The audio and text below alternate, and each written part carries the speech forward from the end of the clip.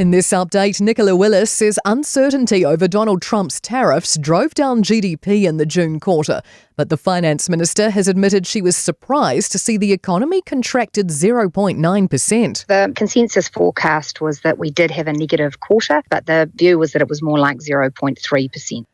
Hagung Lee's grim account of how she took her children's lives has been revealed at the High Court. 45-year-old Lee's on trial in Auckland, accused of murdering her two children in 2018.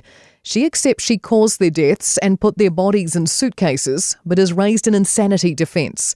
Defence witness, forensic psychiatrist Yvette Kelly, says Lee tried to commit suicide after her husband's death and put antidepressants in her children's juice so they could join her. The children consumed that without any argument. She wasn't forcing any tablets down any throats. And then they became drowsy and they kind of tottled off to their own beds. The senior doctors' union's planning a 48-hour strike starting next Tuesday after rejecting Health New Zealand's pay package. The Association of Salaried Medical Specialists says the offer still represents a pay cut and doesn't recognise a year of delay to the bargaining process. The union says the strike notice won't be lifted unless there's a sufficient movement on the pay offer.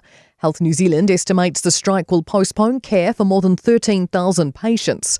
Acting Chief Executive Richard Sullivan says the package is an investment in excess of $160 million. The Prostate Cancer Foundation wants health checks to be as routine as getting your car's warrant of fitness, but believes systemic changes are needed. Almost 4,000 Kiwis are diagnosed with prostate cancer every year, making it the country's most commonly diagnosed cancer. Foundation CEO Peter Dickens says the country's falling behind international standards and wants the government to improve detection systems. And that's news. In sport, heeding lessons from big occasions has been a focus for the Black Ferns as they prepare for the squeeze from Canada in Saturday's World Cup semi-final in Bristol. Canada come into the contest as the second-ranked side in the world and haven't lost to New Zealand in their two most recent meetings. Lock Alana Bremner says they've tapped into the knowledge of those who won sevens gold at the Olympics last year. We've got some of those more experienced players to speak about how they deal with those big pressure moments and learning from Porsche, Teresa, and Reece in those big moments. It's pretty incredible because they've played in front of sold-out crowds many times. The Wallabies have axed first five Ben Donaldson for the two Bledisloe Cup tests in favour of James O'Connor. And the South African netball team see the Silver Ferns' current coaching crisis as an opportunity to secure a famous Tiny Jameson Trophy victory on New Zealand soil. That's sport. I'm Scarlett Swetanovic.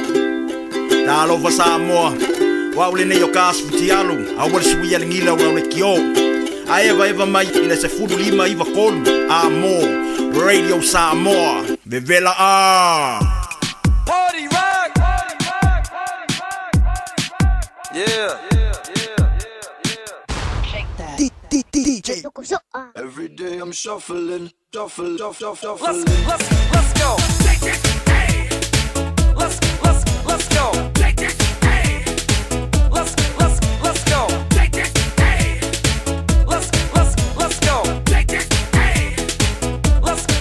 Let's go. Aya tu ipe ayole fatita mai o. Oliva una tata amase solo lleva. Sila ba ole mate ile be u fo mai ya. Ulupe ole fanwa u fia ai ya. Wa wala ilo tona ngai lua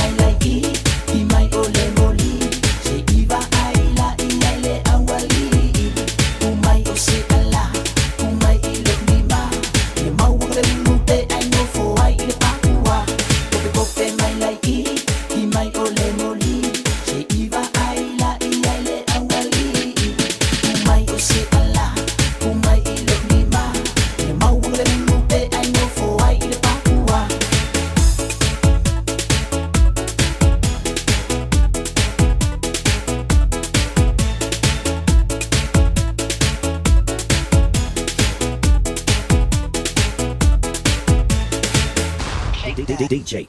Every day I'm shuffling, shuffling.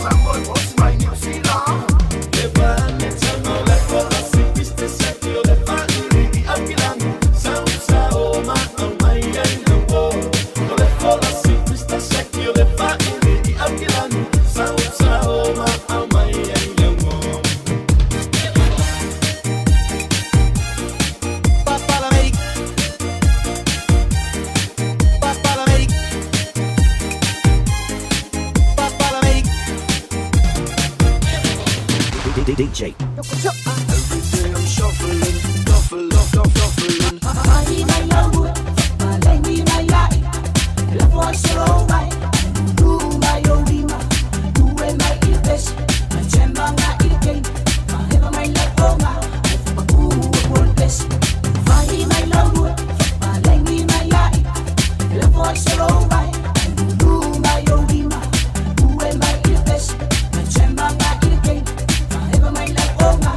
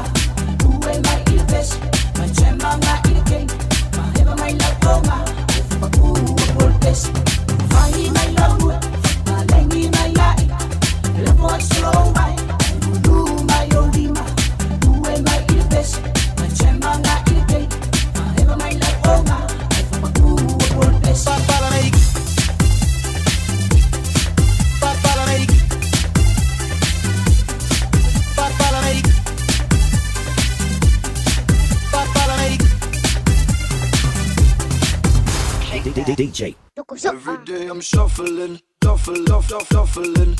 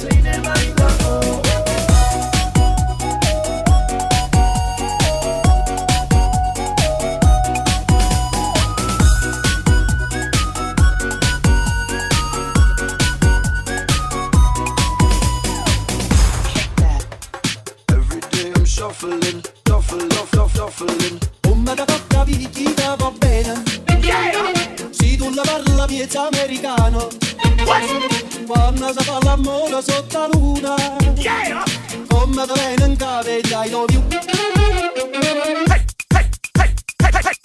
Faccio un mai, ma non so che fai, mi fa male spino, fammi con mai sono l'ultimo, e passa come si fa in me, le nome tua, ma le gioia in acqua, poi va, come ho messo, le cago che le ole ngay, ai io sono tua, ma non lo ina. Also amore,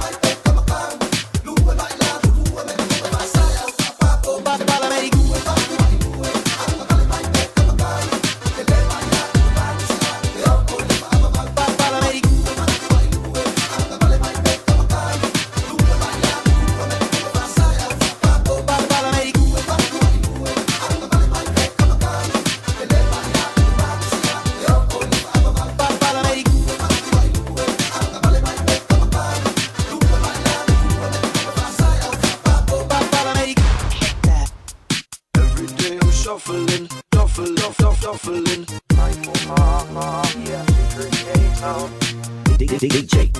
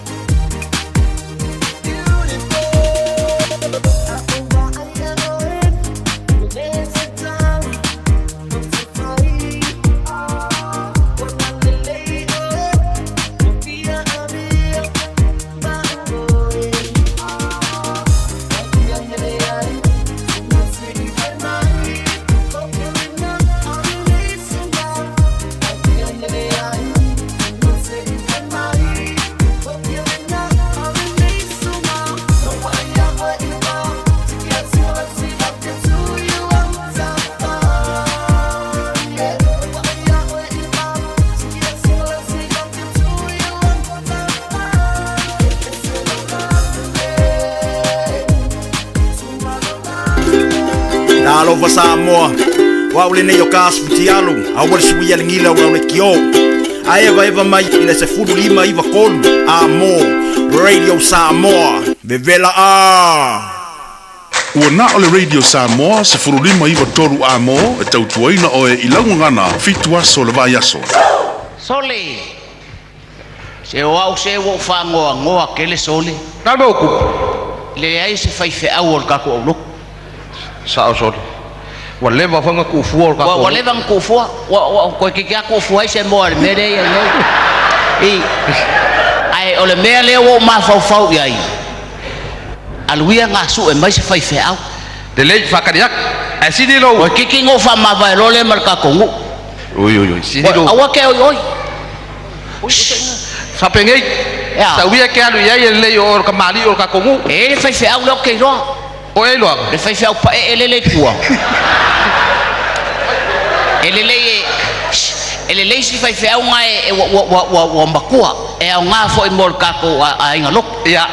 Alu ia ke ro kalgoa. Ah, se karsa. E pa kama. Se le fa ko a inga le e au nga lava o se ele se tangata e valen fai ele tua. E au nga tangata uma. Yo ole ke kala mo. Ai sininga sa o ke alu ai fa kanga ka makua. Alu ia yo.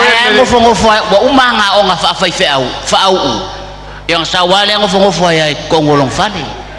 Ya la walu ia. Alu ai. A fa inkang ko mai le o ke la ia. E avaku sa masua ma. Alu ia oi ke ro kalgo mal ko inga ama ko fa kariak. E kilo mai o kanga ka makua. Ya sa fo ya. Ya manguia la wal. Ya manguia la ka po inga. Talofa. Malole soi fuak bakula. Talofa. Yo e family aku o sori valea ka fa o kan palau. Ya fine. Kalau tengah so sesi o mai nei mau tengah wen. Ya sa. Malole soi fuak malange mama. Talofa. Maleka ere. Ya, sao nói ya pese. Ele ai bo sau e fa malulu ak. E malie ele fa marulu ni sine ai pai pa foi nei ma e marulu e ai. Sa mol e ya o fa malulu ala o sa wo lo fa ma fang ak. Ya kai ya. O le ala wo sau o le a fa le ko fa o fe o ia finga ngalo a fe foi ngai mo e yang po. Ai au mai a so finga ngalo o lo fa kali le mako ai ngalo ku. I se fai fe au. I se fai fe au. Oi ela to fai fe au ko ai. Ah? Ela ko au fai fe au ko ai. Ele ai e avea oi mata mau nga luenga aiova I ko kongo le mako. Oi o tamara nga luenga. O sole e fa fe na mai le me pa I o te alwa ko fai ri fa ua. Oh. Ele fa ua o le te a onga ko lisi e yo te me fa ua. O ke kilo ko ngalela wa ulo. Ia, o le ulo na fa no. O le ala nga ye lo mangaku. O nga wa umanga ulo. Le ai la. Ya, se vai ngalo. Ya, wakako kilo ngela e mol kangaka ai pelo. Lele wakula. Sorry. Hey. Wale ai foi mangiong nifo. Sorry. Ole ale ma ole o sau fai. Lei ngo sau e faali ali lo pulo I ruma. Ya mai lo pulo. Alu ese loa mai fanua. Awa. Alu ese loa. Wale lei e ka koe kua ko lai I o mau ka ngifo sala. E ase kala ka malo. E le ngala ka malo sole ole makua mai le mea. Ia malia ol ko inga makua. Ya. Me anga o fai aku ai. Pe pa el kama. E pa e fa pa ya. Ya. Ara wa vai ai. Ia e ngala ka sole ele anga sole. Sole. Wa umma fa ko senga umma la fa mawala longa mala fa malulu. Na fesili mai pe ko fiera ulo. Oi e paulan nga me o misi so kwal ko fesili ai. Ele ko kele se ulo. Ah, aya. Nga wa ka mama kuo le mako e kalesia. Marka mai ka mai kiki fa vale vale ala le mako ke ai. Yo. Ora kong ka kia fa pe. Ka kia. Ka kia fa wal mako aku mo le mafo fa. Pa wa bingol kama. Ai sawia lela ambai perfai fa le Ia lelei. Kalo fa. Malo le soifua. Alo le soifua. Wa fa longo sa ili se kamao nga ruenga ko ngu. Yoi. Pe ole ala ngalo o mai. O la o fa ka ni mali makungu. Ai kawa kuia ai. E ko keles ko alo. Ko kele. Ko fia. E ko kele ma ko ro. O la se ko kele o ya. E que si la fia. Wa ko ulu la lo ko kele o ka ngifo. Ile me le I se me fa pe. Ya. Ha? Awange ke kengar finga ngalo la. Ele o kele o fa ya ko o la. Ele o ke va pe ko fia se ko alo. Aya ke manga o fa ko kele la lo ka ngifo ilano le le. Aya pa su maya ka waku. O nga mawaila ia. Ia lele. Wo o kai miole. Su mai ko alo. Ma ko alo ku mane. Oi a ko kele. Caro fai. Wo o kai me o se. Ole nei to tele fanu se ese malelotoa. Sa. Io ole a avea la wa malie no to no e avea o maleo mambo e. Ole a ole me nga le ngo wa wak fa ya o masu yo le ai ngalo. O ai tamalea. Fea. Lea. Ki a kongo. O hi caro va la usunga ka kongo. Si suma ya la usunga ka kongo. Caro. O makua ko ki a kongo. O le aso le nei o le aso na faia iova. Ele o se aso na faia le tangata. Ele o se aso fa deta. O le aso pei se fa fardea.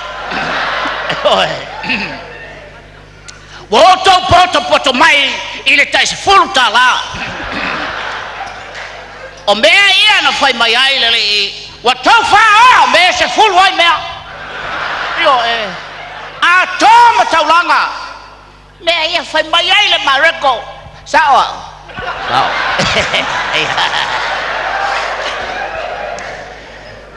O feo le a tato fao ai nale tua. Le ala utali. Ave a tato. Ha? E ave ma tato. Ngoi? O le ngoi ma le fao mea. Yo o le ato fao ama le tua na mai e toute. Ya. Sao? Ha? Sao? Toute o lai. Yo ai le fa pa fa me sao ko kinga sao le kongolo. O ngifo. Yo Dele lo ai le tangata le fai tau ya fionga le. Na le ai matoto, ai manovo, ai sabali. Yo.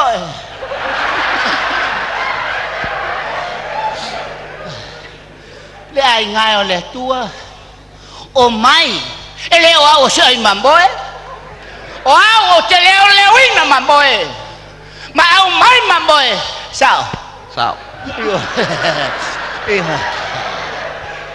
Ina ia fa lata ma moe ma sela lata fulfulu.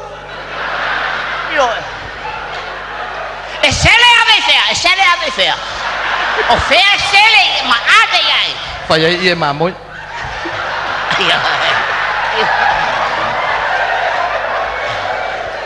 Ole bele na moe ai to se fulu ta po. Agora o ma fa na fana, na fulfulu ma moe. Wa ma fa fanga le kapeta. Wa ma fa fanga le mamoe. Ah. Sao?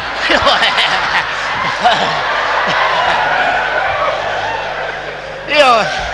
Ona fai mai lea o mamoe le sto se fulu. Ai savali vali le sto se fulu. E sale por fulu mamoe. Io sao. Lea la. Kawa o lo sao.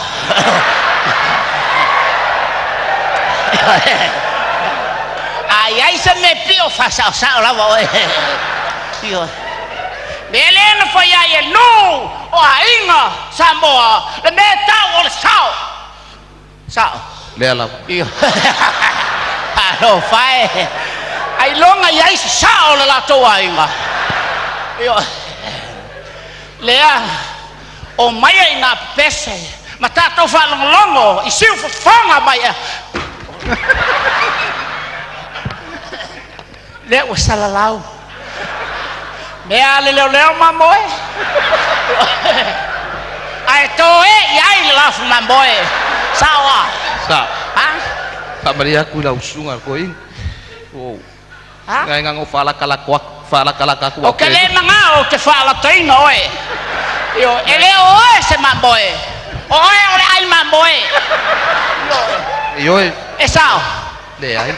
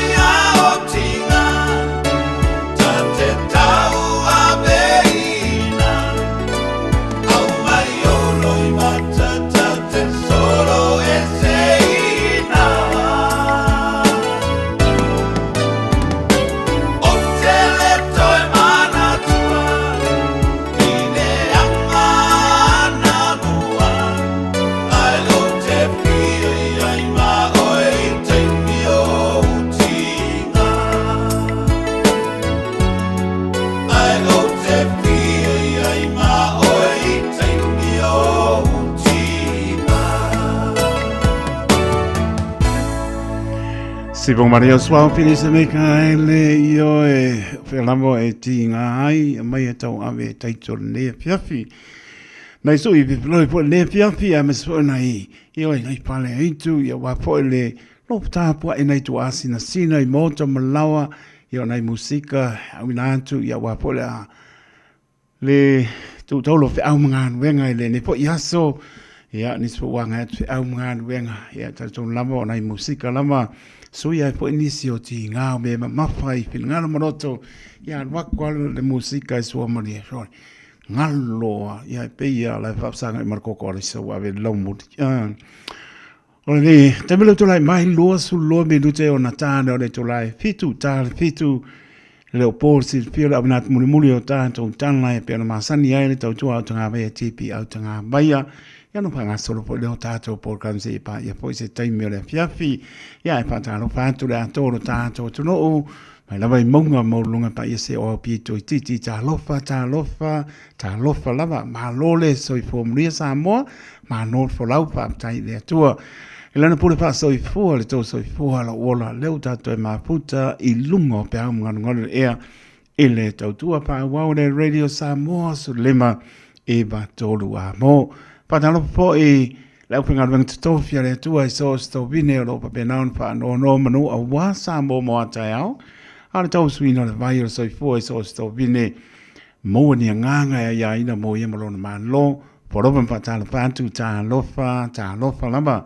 Patalo pa tu no mal tu no pa tai le lava ma ia tu lo to tau pati mai le au mo le po tari ina mai po le tau tua. Ane radio Samoa so lima I watoru a mo lo tautua mo o tau fetu aso le vai aso luas po fai tu la poroma pataro patu ia tu no e mamau ia roba penana mau mai por cambia le radio Samoa ta lofa lava pataro vai so mo tanga senga se mo to malawa lo pato to lian mano le tu no inga senga se o tino tarjon o lo ia file mo le ri tono lo potu a te oto ai lungo lo moenga I mautanga se ngase mauta manau. Baba ia e de matango fio le lofo le li te tangi atu e te hole atu e te aungangi atu. E te langona le pa I mai o le lofo le li e ala I lana pa mano longa. Ai pa ta lofa atu ne banga le fiafi so se mautanga se ngase mauta manau ta lofa lava. E la tō tuli o la tō pa salanga so stoi se le ngano tō talo. Ia lo pangia pe le li I ahone I ua ho tō I no fuanga e le fio I ese si atarton. Pe lama I ele tangata pe angsala pe le angsala ia ele ase si ato atoa. O le soi fuanga tātou te iai si la fia le atua me oma. Ia o ngā pori turinga o whāsalanga na ngona ele salamo o lo tu musu pe le nganga pa I o le ri. I le file muit tono lo potu. Ta ringo I le po le au te la ngona I le mala watu le nganga pa ia lo watali I e fo I mai. Lo wafine fo I mai. Puri tua le lalolangi la ele matango fio le lalolangi ma mau e lo soifua. Ai lofa tele mo otou lo tuli whasalanga whatala whatu. Ta lofa I alum whanau maru le tunu. Hea sa whanau pia ngai ma o onga. Ui oi. Toi fiaso. Koe kasi le aso. Aluma le mano longa, o sao le pene. Ya lofa tele mo tau ma lo lava, tonu maua to fie tonu poto a onga, le ese sing fa la lave, ya mispo le piki ino o to e matua, ile abatu le tai ao, ya to e peki le fia fa tai lo to stai. O le vela mai talo no to lo te mama no tina, pa tali mai le ofisa. Ai leo le fa to pa tali mai le ofisa, ai mo atu la pe o spider le shopping mall. Ia e ngā nu fo I le fan ia ke dei loa e pa lava ia mo le on sa e tātou pa pena lava o fio fo nei to mai te whaatani mai ia la lava le moku le la aunga I li whane vane wha whonga le tuno ko uro I daro ke whongia lako le don meo wanga e whanau ia o le matala o tātou tatalo matala le loa me tutupu mai ia mai se o le taimi te le matala o le taimi na o e tatala I le whaisitoa le te apolo e sa ya lofa tele mo tau te maiti tau tua nāna ngana mua so I pua e tō mātua mora e tei tōna mea lofa le li so ta e tātou ia ngoto I o tau loto tāmam teine tō lumana I whaingo fie me o mar whaperotānia liu Samoa e se le mana ia manui o tō lumana I le lofa maranga leo lo tātou tua Spul minuto ona tana le July fitu ya moli fa maloma fa tai ele trenga ponga mua por trenga para sala pai trenga se Mon Francisco ane malozo malol tau tu aturo ya po ya tu ya manuria pelo po male tau si por tu ya chino man no falo muria po mano longa le po to po me po le tau tu a trenga ya ponga mua stai me luma to te maputa pe por kame pe ona masania I vaya so dai das tanto maputa se pa e po se taimio le fiafi ya tas me le nganga le li tanto mo pelon fi le mo ya me so maputa mai lunga le ampio polinga lunga le YouTube channel alofa te le atu mo to ya me so la to lunga le ala a wor fa nga ina telefoni fa mo mole to lua fa mo mole io e le spato nunga pula al kamal lomkoa o fa tuanga ya mana tu alano le radio Samoa mo tato manava io awor fa ngai na telefon chelo soi fo ma wai ta wor ta le telefon al kur ka bane ke io ko mal pa e le ko fo mai ya le ngal le ko fo mai ya ta o fo le mo le pa se mo ni sau dam tau sau lang mal le lo le va le langi na sau kamera kambanga a fa sau o la mwa over fona over aba ona bane pa ponga le tulu lo no vinga ele kai ku ka ngai moni don me mata pa solo a koa o ta to ye mata na tulu ngola ya tanga mar lama lungo la saung le mo mo tam lawa ya mes fo yo pa ilo ta to tula fono la ya se si lungo tula fono ai manuia la to nga ya fo I mo tam lawa la to wa nga ye tu nga wenga famia le tua ole taimi le tu mai su rono minuto on tale ole tu lai fitu ya ole au binatu muni o tanto tala fa da lumanti o tama mani so fa la pinga le au pepe piliane ya mar per tu ya san masina lo fa telatu fa tu ya himala inga pe fo I pinga le lua ave sa tu pola ma no la fa tai ma tu mai ma da tu misi ak so fa kalo fa io a misi ya ka pe kau ya va cosa ku au ke por se me kas ya ngo pati ya talenga no filofi sa ni marka pe se nga pong sai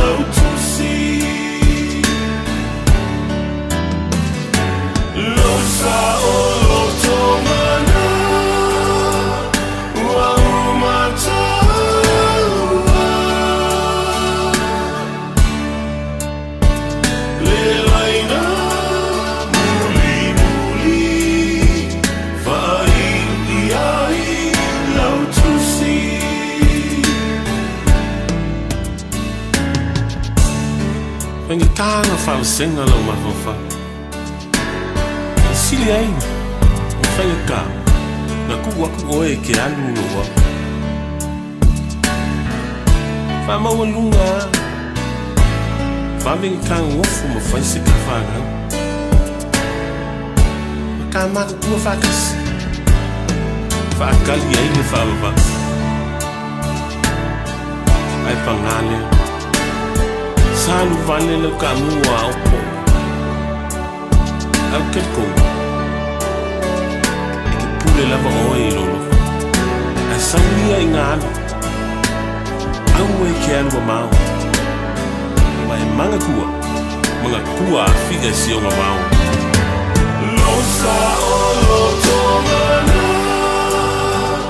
wa mata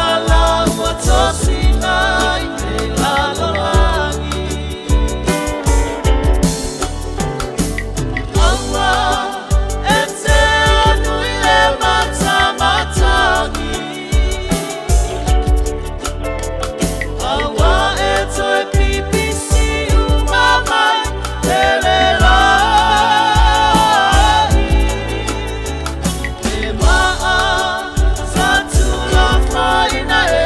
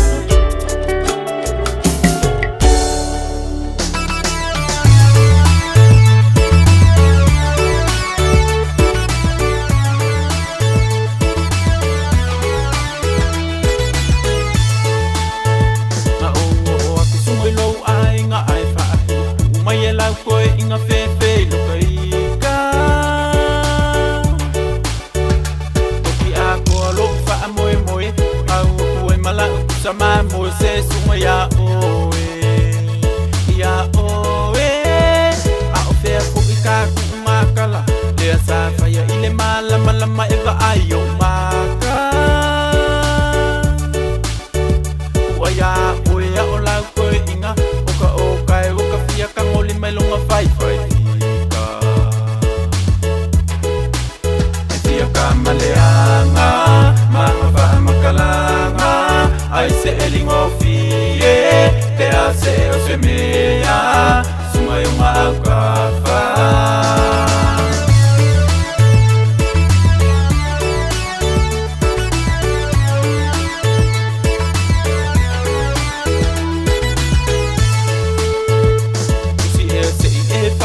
mai la sama muya koe fa fo me makase goodbye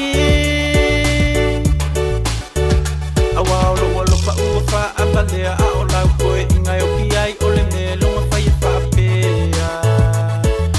pea o le o ke la ku le mala mala ma pe si mai pe fai so uma nga o ka lo bala si e si fa makalai la koe inga o fai ngaluenga ofisa ai se ua fika E fia ka maleanga Manga wha makalanga Ai se elingo fie Pe a se o se mea Sungai uma au ka wha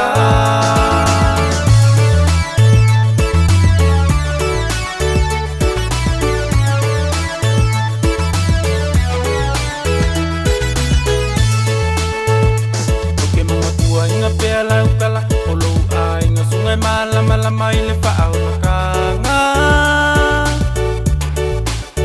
E isi mea umalava i lou kama Le ai fo i o se mea e popo lea i lou a inga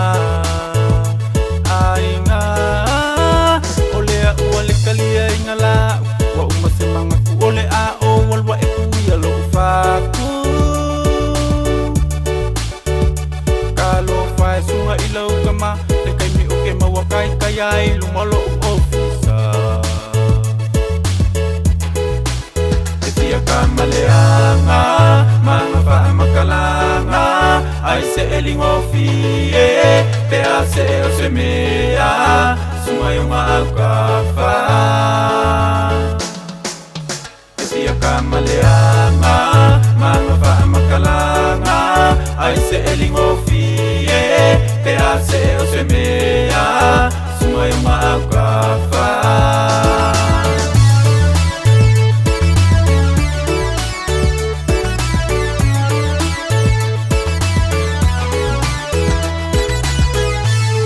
Se pangamaleanga se au ya kanipa komiti te manoa pia kamaleanga soli la o pusa apa pusa ma moa la ka mo kanipa komiti le ko fea uso alo fatu ma fatua ma fara ne pia fi va tai le ba mai tai mi tu la mai le wa ta tu la le tu lai fitu au na muli o ta tu tala e pen pa ponga ile so smai la pa ponga Samoa O mawhai ona awina tu telefon mai Samoa. Ona o le lango mai ale ofisa malanga o le Ades Travel. Telefoni o iwa, tolu iwa, lua o, whaselau. Tolu iwa, lua o, whaselau. O te whātalo whelo tātu mutanu o tātu mawhute de nei fwoi asa fau, whāta whitio le ngā ruenga le nei vāi aso si mai alau whāwhonga. Po o awhisuia ingo pūlenga māloa Samoa e lua, ma ese fo i de fa nga yo o fa nga malo Samoa tu totasi ma America Samoa e le ma fa no vai ese iso tanga tangata a wa le ato Samoa e amata mai de te sama Samoa tu manua se ia pa ia fidi ma pule tu una tawilo ai malo o le nga fa nga e tia leo le fionga le pa le mio le fa nga malo fo Samoa le sunga la audio le mali to le wa te pola te va fo si Schmidt I sona fina ngalo le whelo inga matu stala le so ludo le nei vai aso. E whaafetei ai le kovana sili, o le whainga malo atu tui le mamanua, le fio ngā pula li I Nikola o pula malo na whaletua, o le pelesitene o senate, le fio ngā tua olo ma naia fruen malo na whaletua. Whapea le whonga whetalai o le moto sui, le fio ngā sa vali te lavou ale malo na whaletua. Ona o le tali wha alo alo le awa I lea le sauninga, na te tala ai le paia inga sa furu valu o le pāle mene, o le malo tuto o tasi o Samoa. Whapea fo I le whatauto ina o sui o sufono whiriwhiria, o I tū malo e 5 sfuru tasi, ai mai se le whaatauto ina ai o le pālemia, malana au waa o Minster le kāpeneta. Na whairoa i le pālemia ma le Governor City, whaapele Palestine o le Senate ma le whonga whatalai o le moto sui, o le whono whaitu la whono a Amerika Samoa, a o le itoe taliu le whai ngā malanga wa maru i le territory. O le nganga lava o le whaaftai alo ia i le Governor City, President o le Senate ma le whonga whatalai o no le awai mai, tātou wha moe moe. O se taimi mo moane tala whaasoro pito o le wafa whenga i o maa loe lua. Wa atoa mai ei taita. O tutuila ma manua mō tātou i nei. O le taimi mo mua voi lea. Whato auru whale ai le President o le Senate ma le whonga whetala i le potu o le kabineta. Ma o se taimi mo mua voi lea le whato auru whale mai i le kōwana. Talun fa vael malo tutuila ele I saula va se kobana ini fa tautonga o tatou parliament ale nganga fa ftai ia mo mella to banoa ta ua tatou so tanga matutuila ma manua ta ua mo moele ngata o tatou la inga ale va fa fenga ye o la tina ino malo e lua ole tala Amerika le fa ngai New York le fa ngai fantongo tulanga la tau fa manuianga e te le manuia o Samoa e maua mai atu tuila ma manu e reo ni upo e vane ai ai o le tatou so tanga ma tuila ma manu e tauna tu e fa maulelei o lo ua le teritonunga e le ngata o tatou wainga tatou fasino manga o tatou tangata tasi le ngangana a mi o fa Samoa tangata uma e koneti le lei mtatou mal fa mo vo na lo temi fa parmia o te matuato e suile ula le ma to tu fa tasi o tato langona il tu langa e siri na tarafe ngai mo tato ma Amerika Samoa wa tele tato to ma inga tu lo wa New Zealand ma Australia pa sia tu no ale tu pe Amerika e tasi tala Amerika e le la talata le easy currency le il tupe mau il tulanga il tupe Amerika ya mal tulanga la bala na le vala la tape no vaiatu il currency ala fa ngal malo tele le tatu fa ngal torso minute le vale tatu ngal wenga na faile nei fia tausang o le fa e o me mata makula I amal tau maftanga tutuila mamanu ya ai fo I mai le va amale maufa o so matupe we have done that all these years. Ai le o maita wina le te leo le whamanuianga economically wise. O nor tūlanga I le tatou whaftawa inga me se foi tupe la fo mai. Te leo le tatou so tanga tauan tatou tapena le iei. Ine e whamautuina o le whailo inga la mana I ele. Ana neisa mato whilo I ma le fionga le President o Senate. Ia ma le fofonga whetalai. Ia e maofa la tau I le amana ia. O sava vali mai tonu e pati si tatou tunu. O te loa ele I aini tūlanga whape o tau whisiringia po ai le sila fia uma Samoa sa ile ceremony o le Presidente le o tutuila ma manua na laina whai pati whape na fo ila le e fionga le whong fitalai e wha o sofia ila tūlangona o na tūlanga o le mana ia ia mai paui o taitai o le tunu uno manatu e mai ni le whaunga ia ono tatou ai ngole la lata mai mo tatou ni ia le na fio mai mitala mai au Le fionga I le pandemia sunga la auli le mali atoa le ua tea polata I vao Fosi Schmidt. O le tausu tasi ono fua ua manu malo ai le whaatua tua I le atua Samoa o tasi. Ma fausi ai le whainga malo fua ua mai ono whaatau toi I lumo le fionga I le ao le malo. Ma le paya inga sa furuvaru le palemene. O whaalia le te itai o le pati I wha upu whai ua tu malo nei le mai ai o le whainga palo ta tele Samoa. O le naunau ta inga ia maua senu mela o na fua e mawhai ai o na pasia. Nisi o tū la fono te tele, le e mana o mi ai le lua vai tonu. O sui whai pule tu to tasi o I tū malo si umu ma vai singa no lua. Na whaalia le sunga la aulia le mali e toa leo wa tea polata I vau Fosi Schmidt. Na o atu, peitai, na ave I ai le whang tuanga. A whai e fi avea masui lango lango o le latu vanga wha upu whai. E ao na aloa ia I le wha ma vai matofi whai pule o lai tū malo. Ai toi foi e whaia palo talaiti, e pe ona sa whaatino, e le sui whai pule o waa au whanoti, o whale ata whamasi umu, i le paia inga se furufitu o le pāle mene. O le wha moe moe o le vaenga wha whai, ia turi le whai numela e ma whai inwhanga i o le malo, o le wo watu malusu wono ia whai numela e whai whatu le malo, a le aunga atoa, ia ma whai o na maua le whai numela e sui eitu la whono onga, 2/3. E poi sa tato ia le teimi o le fina ungo le tolsu wono, po le tolsu lima, po le tolsu wono. Mātou te taliton, e te tauna ngā ioi le tātou malo, e le ngata ia tīnai, au tū la whono te sui. Mai o la lava la le taunu ngā o iai le tolus fultasi o whaipule sui. Te Italia ia tūlanga o tau whamsinonga. O wafo il mele na tupu mua no fo inga le na umani. E toa lima le leisui fau na maua le whatu tue le tua sa mota. Ina u whaiwhai ngā whamsinonga. O nai uso ia no mai tutotasi, io e, na o atu.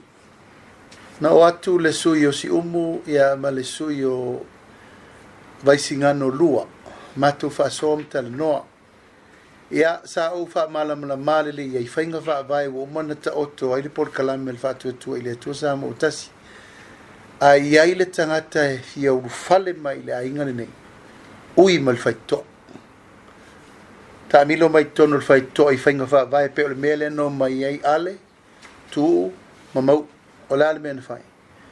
A ma vai le lei, ai urufale mai e vea masui o le fasti palo talaiti. O le awala le na, la tau te la ngona ai le la ngona o le vai ngawha ufai. Le ana mātou sāwa vali le valu masina. Go through the right process.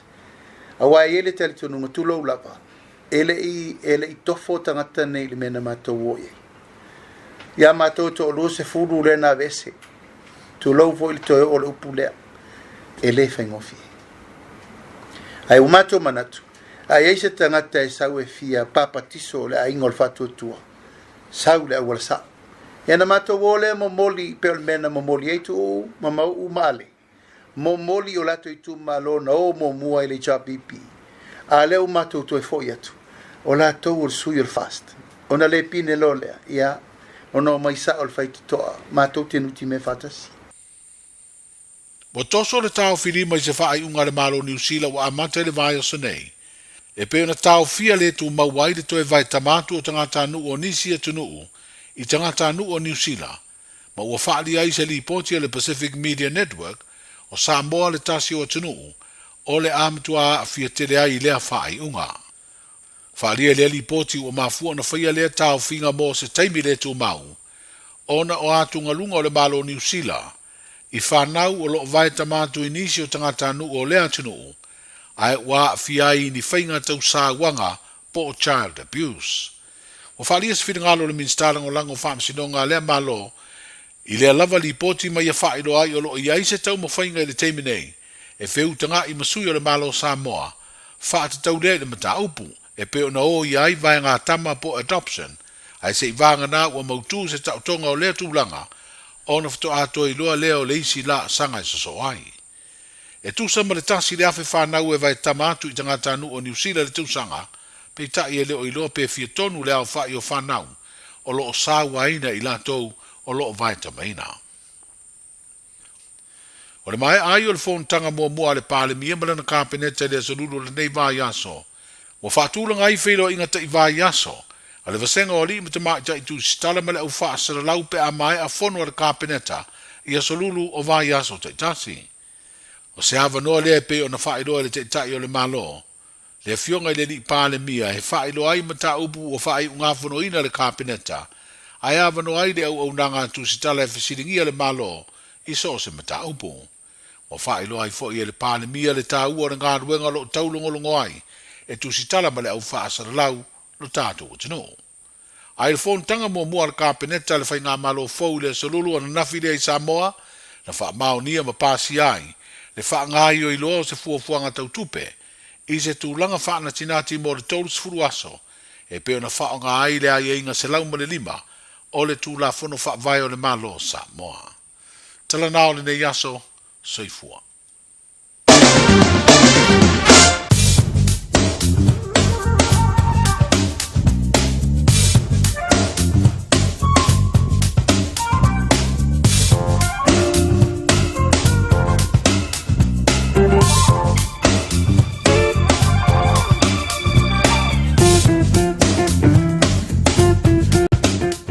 Ora maro le tonu le na tu muli o tātou tanga pe paponga e le so.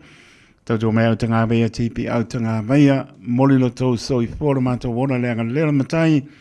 Le aso a tai auto e paponga spaponga o tala mai si o tātou tonu o Samoa. Sa venga tala tau lo tu malu vela pa mawina au kinani so pitu le maulungo lo iai. Lona malu le po spuru lona maulalo. Sabili angi mai sau te sivo, o po ti monga a wa poi in so le va ayatu.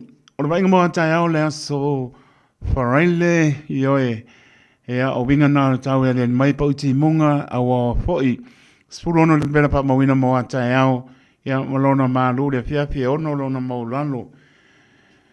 Winga o tau e le mai lasto nai mai sulu mātanga o fia lai tu maule a wa poi pa unai ti monga pa sola tu le fia Spurona le bela pa mawina le asto na imalona manu le po espultasi lona maulalo.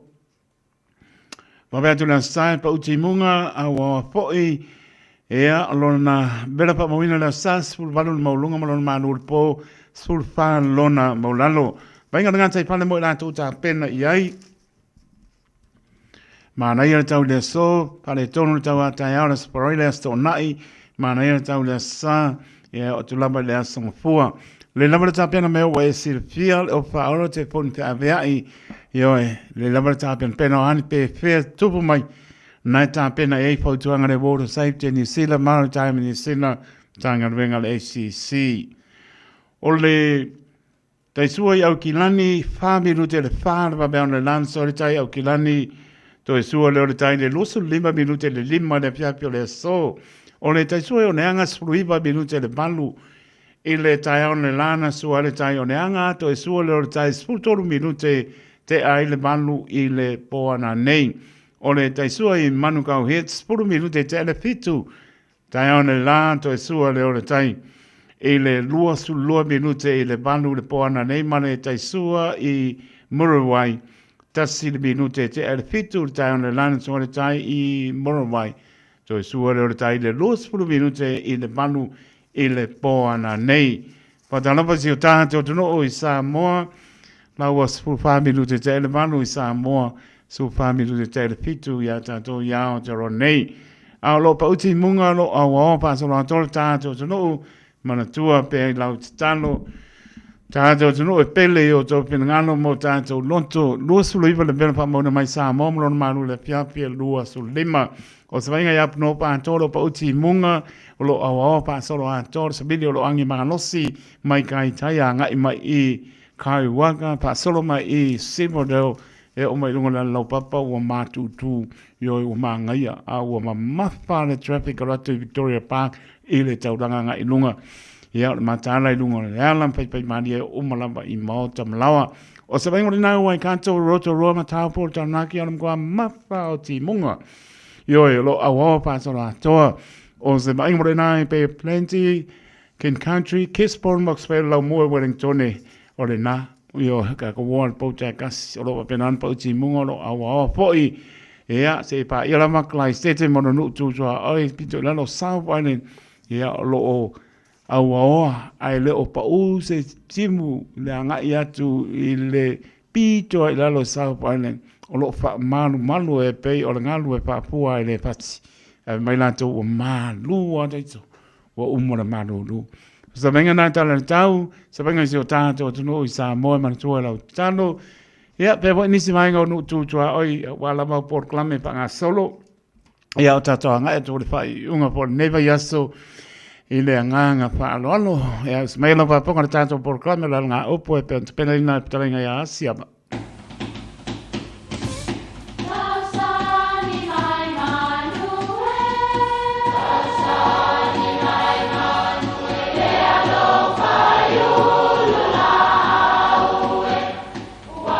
E o whanga manu I ululu o la au, awa e whawhanga I funga o la au. A o le tangata, e whawhanga I upu matala. O le mawhileo o alanga upu mamuanga ngana Samoa maona whaapongai, e a fua I lona si o mianga. O lona lea sao I le whaatufunganga o le iloa whaale aso, mai le tautua se ia o ina pule. O alanga upu mamuanga ngana, ua lantou mamanuina le tō whamanino a Samoa, mana tua fo'i, e tāo fitau muli le atunu. Ua motu le tinu masala-sala. O le tinu masala-sala sa sui e siva ai le alii, a o lea ua motu. O upu e tau mai ai se mea ua tupu po o se tasi sa pele i anganga, a ua maliu. O lea so ma le wha malo mai e paolo mga whatau tupu. O na ua le no foia le mauta i matawhala. A wā ua motu le tinu masala-sala i a tapu salaia. E ui lava i pelenga o mafutanga, a matua mawhanau. A ele ai se whailoto i le finangalo le atua. O ia na au maia, o ia foi na te toe ave esei. Ua motu ai nei le tinu masala-sala. Manuia lau whasau.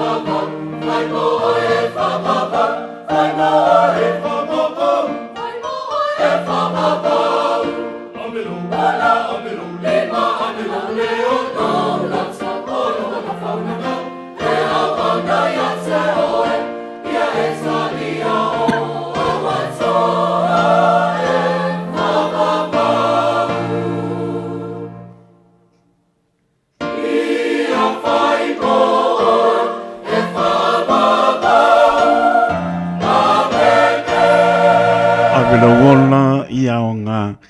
Se wong mane ona kane sia whapatonga ke sona Amerika Samoa mane pio anga o whanga i tua Amerika Samoa. Tātou pipi ai pēr whamanu whaptai lea lofa mananga leo lea tua le ne aso. Poe le ele lava ne aso taritonu au ni tia me omo la singa pe lava sa talonoa i an mano tātou tuno lep silingi el whamaoni o le lofa o le ri.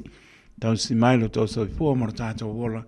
Lewa tātou maua fia mai ai le lea pia pipi le mu lava lolu wapa upo ti munga ai mātanga o fia le lofa o le atua tu mau pia lona vi inga e le au noa nei māsa uma e o i le whamau lava losu whabiru tu o te ele tunai fitu le tautua le Radio Samoa so lima i watonu a mo ia maratu tau le whia ngā nwenga mānore pane ne aso la tau sa fita i tunga i ngā nwenga Pela mano pai atu I lea taimi o te nganue, e le whaingo fie, e le tae au, ai mai se lamor tau manu lo, e le whaingo fie. Ai pa manosi ai taimi o se taimi soa malie nai lo so I fua mre ola. Ia e le tau pai atu. Motu mai mana tau la leo tato iai tu lo le ngana. O atu no e mamau e leo ni atu no ne sa tau so I fua e ai maola e te to ne ai. Tato motu mai mana tau o longa winga. E mtu apa o ngai e mea nofa le ri upo ina ia I tātou maanga maa upo ia I tātou e māwhau tonu ai. Io e, papena lama, o lofa maa nosi umana waso I fia, lofa vai umana waso I whanoa noa, ai te le to e maua marito na I apa mai, o le to na ia o ina I lumana, e se la mana ia, Ai pa maa lofa te la tonu ngā lue, ele nei aso, po ilvi inga le li, maa no lofi le mu, ua e whama losi nei aso. Pai le piafi ma vi le li la toa ngai le pia ngā nuenga anu fia. Wham nia le li pia ngā nuenga. Whataropa ia leilua ave se tupola mano le mai mele ainga pena po se oso ia Nikola unkano whai. Lai whaiki mungo le One Tree Hill Liverpool Australia, Sydney Australia. Ala ufo I mai sa malinga Nikola unumar par tua manu whai. Mano whama losi. Ia ngai loi moto malawa Pasinga mano longa o pōng sāpo. Christina, tanbasa, si so mai o tō I Melbourne. Lo whātu mo o tō, Christina, tanbasa, tai maptu mai, pe o leuso, pe a ongana tani. Ole, ata lili whane au ngā, maroso, a me o loma paitua, man no whālo. Ia lo maputa mai Cleantine, ia lo whātu mo o lua man no whālo. Ata lili whane au ngā, Teresa ene, si on tu atina, marole, maputa mai, a lo patile atu, Nia po I lea fiafi, a besa po I lau pāsaunga sa mō lea fiafi. Ia iai leanga leo le li I maota malawa, tāpian po I mano longa le pong sa. Ia iai pēr leanga leo le tua. Pātarabati asina leo, pālii leo, pālii msontu ati nā, ia alo sadia, malo whāptain maptu mai, nia po lea fiafi. Pangasolo tātou porklami na minute, tala ni tātou leina toro fitu tasi lima I matoro ni numera. O le tātou telefoni nao tātou wasoifua. O le tātou emaili on the air at radiosamoa.co.nz. Facebook page, ma le lunga le YouTube channel. Maua le whamanoa. Pai mani mai lo sa. Umanu ua kimu le viapi. Tānatu tātou leina nai minute. Ea ona whamnia leo tu wasoifua. Ea ma le nganga whaanoano. Ea ole na. Wale au ngā wokti. Oi, kalo whae o ka masese. Samoa. Ia whiwhile mu. Awane iai se mea ngā se. Ma ia toa pele tai. Ia o ngālo toto. Ia o tau saloto.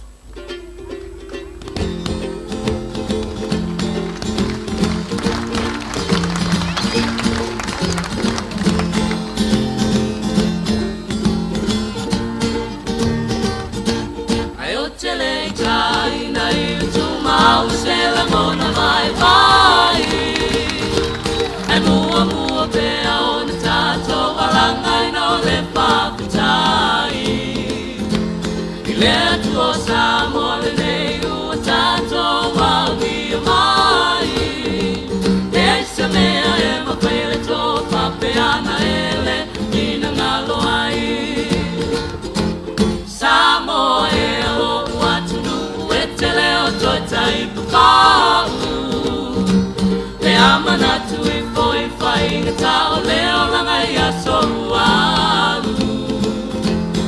Molu masamai, umea ia eleta ufa matalaina.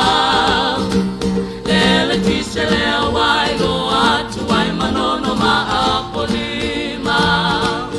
Samoa usisi la fua, vai longa lesa ola tonga. Lau titalo i tau i manu, mata pele au ni mala. Wali masa kulu tau sanga Samoa wapa manatuina. E mana tua yonai tua ale toto na pamalingina.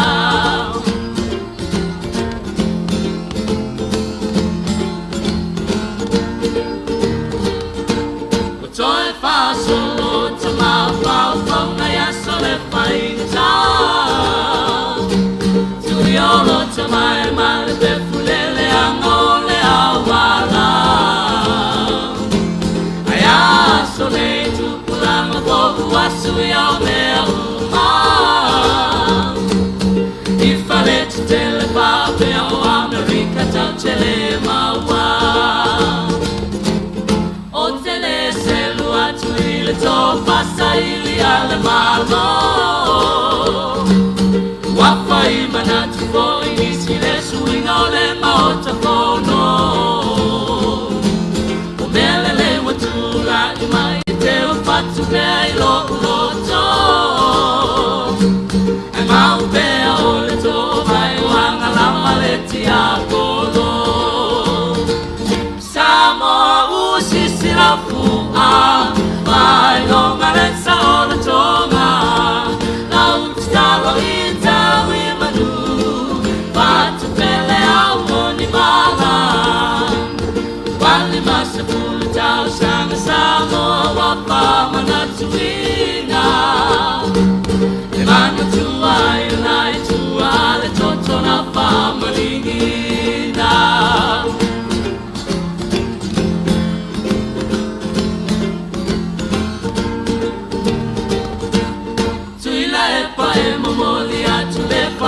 Sai fa malo.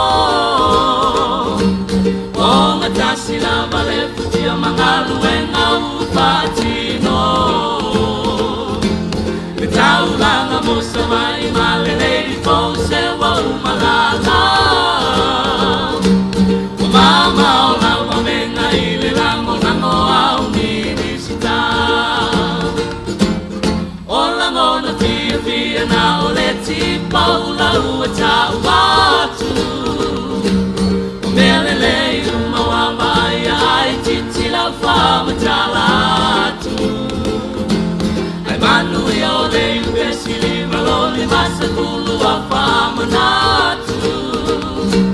Malo fama Samoa leto ya te upea ilo patu. Samoa usisi la fua. Vai longa lesa ola tonga. Au titalo i tau i manu. Pata pele au ni mala. Wali masa kulu tau sanga Samoa wapa manatuina. E mana tua yonai tua le toto na pamalingina. Samoa usisi la fua. Vai longa lesa ola tonga. Lau titalo i tau i manu. Patu pele au ni mala. Wali masa kulu tau sanga Samoa wapa manatuina. E mana tua yonai tua le toto na pamalingina. E mana tua yonai tua le toto na pamalingina. E mana tua yonai tua le toto na pamalingina.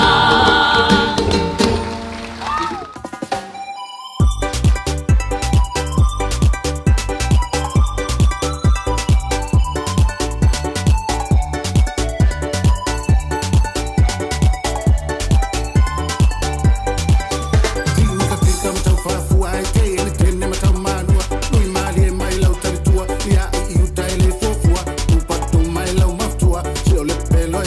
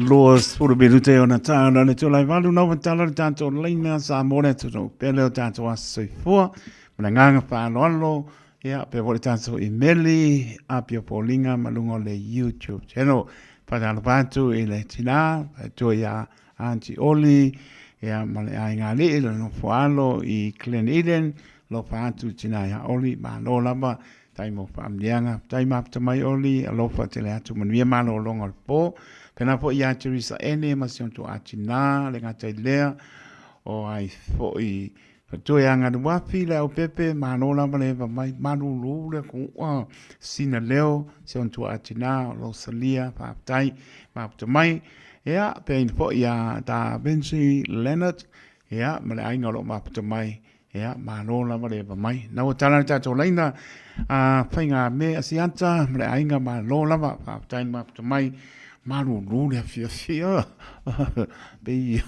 Beia wale se ka kosa nei nei tau sang ya naua apa nor tau laina mendengar whalau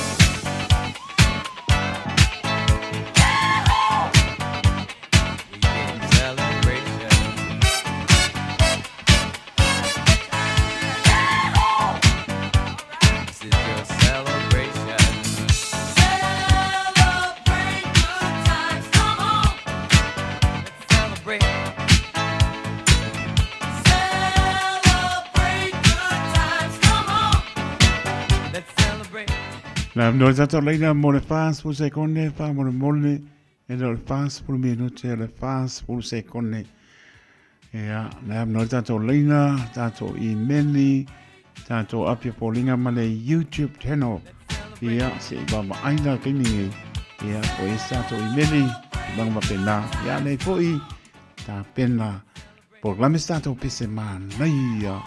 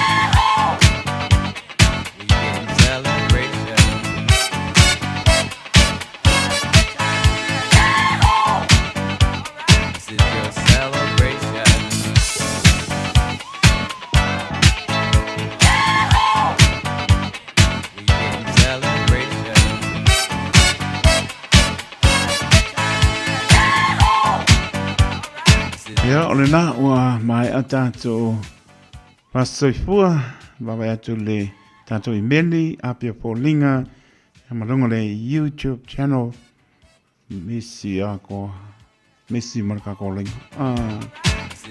Ia. Bel patau ba le au na fai ma fonga pa leo po lenga de Radio Samoa. Family atu aso for maro ta to no. Tama tina. Oso matua fa pinja la na pa na weti. Oto uman family atu aso for le so. Yang lelo ta to to pa popo nisi tau sanga stele so for mo lai. Tato mana tua pea, ia bea pe tato e whaia lona pinangalo. Manuia te leo tō wasa fua, happy birthday to you. Wala maisia ua o, ia panga mani e yopo whae manu. Teito wha manuia ane aso i fua le tano o, i la upese a ngau whiwhia makwha ili tia maa. Antu loa le vasa na o au ai, e ui lawa ina lo loto, aina taua lau fa moe gua mau nga wa lo fantu lo sunga au pang mari opo pa balu ya male per tu man no faro ni ale piapi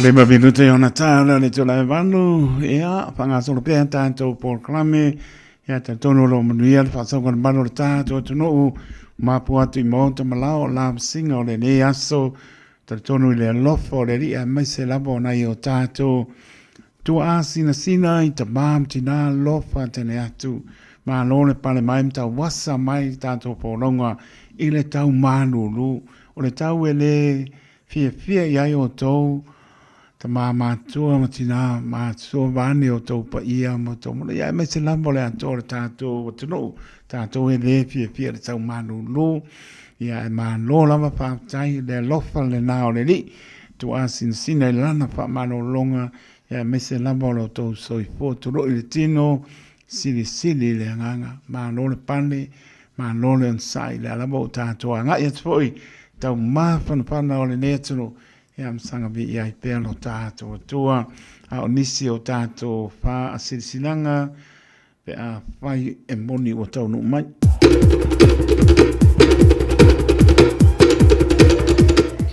Hone ngalo sa lo minga o le tusi o le so ngā, pat se ai mane lo minga o le bao whitwhiri. Mawai pānu penga o Samoa sipo tutuila mamanoa, o nisi o tana tuu o Samoa, o ala ngā upu, o le mtapa i oi al matai, whaingo whanawalawe e pei o whaipoiponga, maliu. Leo si o singa o a inga, psile pa inga o paolo, si i whaaloalo, whalangingo e kale sia, malitele o le ngana whaaloalo. Fits futa alane taule o iai, le tātou tusi penga mōr si pia tine maro tātou tano, wa le sa lima spulu manenganga whaaloalo. Nā leo pisa lama o le Radio Samoa e mawai, tolu ono pa tolu hope o Avenue i Manukau City. Ea, monisi pa mtalanga, tala noe lau fonga pia o le mato o pisa, e le o iwa lua no loa tasi lima i watoru no mera, o iwa lua no loa tasi lima i watoru no mera, pe tanga iane le shop radiosamoa.co.nz, pa iai sau oka e maua le lei, e o otua i o maota, po lo lawa mananga pa rono.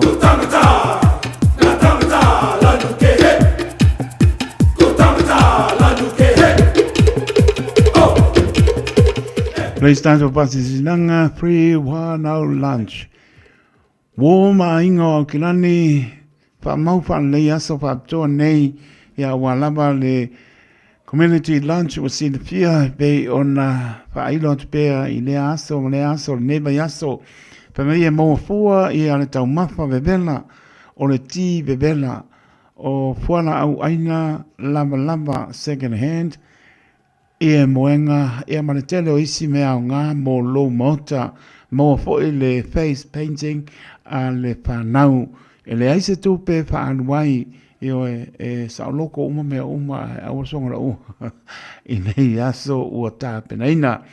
Ia, mo aso nei mo silfia tusi lano wha mole, o le aso lusu tasi o se tema, o le aso spulua oktopa, o le aso lua o novema, ma le aso lua spultolu o novema, ngangi upa ura upengi, ko ngofo le lunga o pole, o le aso lua su tasi o se tema, o le aso spulua oktopa, o le aso lua o novema, ma le aso lua spultolu o novema, mai le afo le sulua le aoli, uma le apo le lua i le aoli mo le silfia maro le tātou tunu o whea e whātaunu inai whātaunu ina le East Dale Reserve Avondale i le kāpaka mo le silfia au silfia so e pe on whāle o ina no e vai ke o misi ke o kusipo ia se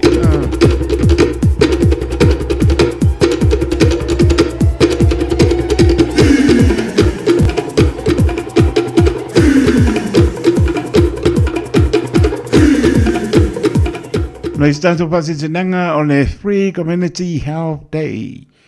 O le awhai sport kalame whapitoa i le vai aso nei. O le asto na i le aso luspuru se tema spuru li tai awanga i le lua i le apiapi. E whaia ina i le Life Church lua sufa luas Rono Mage Road i Manrewa. Mo le soifua mano lo ina de nei. Ma le whaalaulo ina o au nanga ese le soifua mano lo ina e pe o le moana Connect Pacifica Health, le Fono Langiola Services, Pacifica Home Gear e maisi au nanga mo si fia. Pai ona pai ai siaki wha tau si mai, wha pia po i mane workshops, ia po ni whanau i loa o au nanga o le tongpitia o i tu ainga ngase ese, ia whamtalanga i baenga tau men's sports, ba ainga o le mai fatu, po le ngungu, ai maise isi ngase pe o le kidney, o le fatu ngao, kanesa, siaki, ia tau o loa o nifo, ia potential health, o le tui puipuia, ia maisi au nanga. Ia lele pai mai le aise kokongi, pai fua uma, e le aise kokongi, talia so te tas. E mo po i tātou sport prizes, ia manai tau mawha, ai maise le face paint, anai whanau. Tāna sia tātou wheloa ai, i le alofa o le atua, whāptai.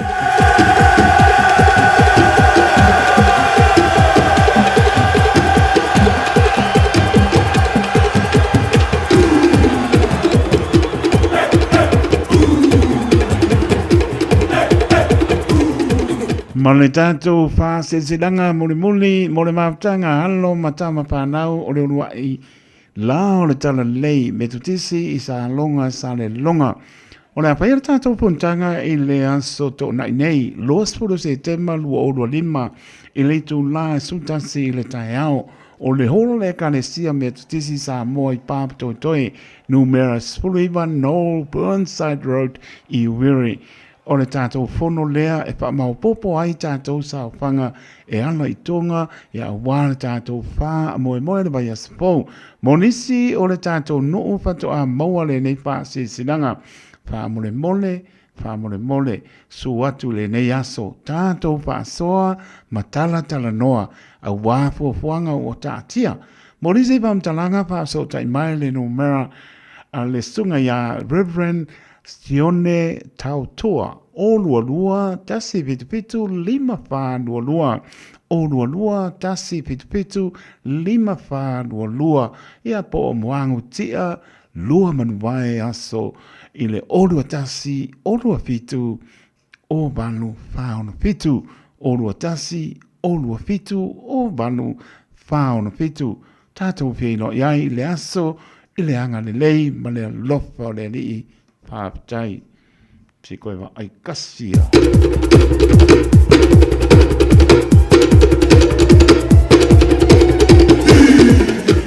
Ia, tātono o tātou wha sinanga nau, wa taunu umai le tātou ofisa, sa mone tunu pele, le ai aspai vai asa ma se mau, tau whai lama e pa ato to atu, e poto tau taisela natu yama, au taritono tu lou, ma telepele to nganga ke siano ma ngalo le ofenga venga le radio Samoa ya lelo tal no la fong fia mato ofisa il oiva luo slima i batoro no mera oiva luo slima i batoro no mera ya nisi o pasi silanga fia teli e tutongi ma le letongia manino mayoio fia o to fia mato Oiva luon road slima i matoru no mera, pete sumale toro no pa toru Hopewell Avenue in Manukau City, mo le sil fiel maro tato tano, mai le purenga le radio Samoa mo le atu le nganga o pa malo, e amar pa aptai le atoru tato tano, pa aptai lango mai, pa manuia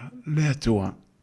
Avia maua sosa, Omega ka, iana lowi moa, Omega ka, tabale tau Omega ka, fili mai loile Omega ka. Omega Cars, lua selau Cavendish Drive i Manukau, po le telefoni o iwa lua fitu lima walu tasi lua.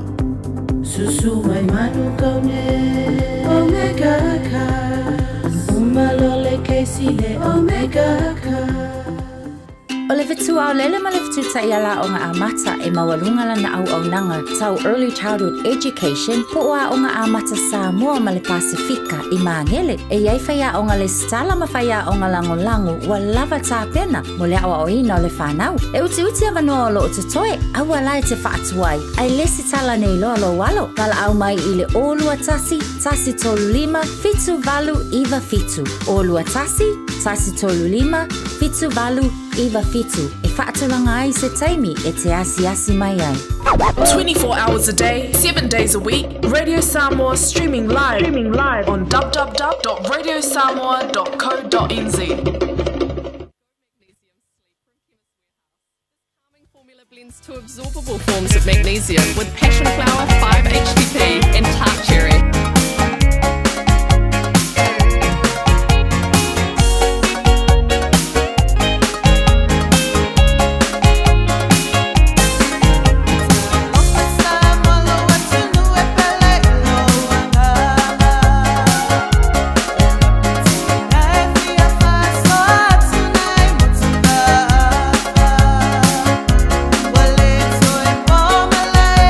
Swing all in the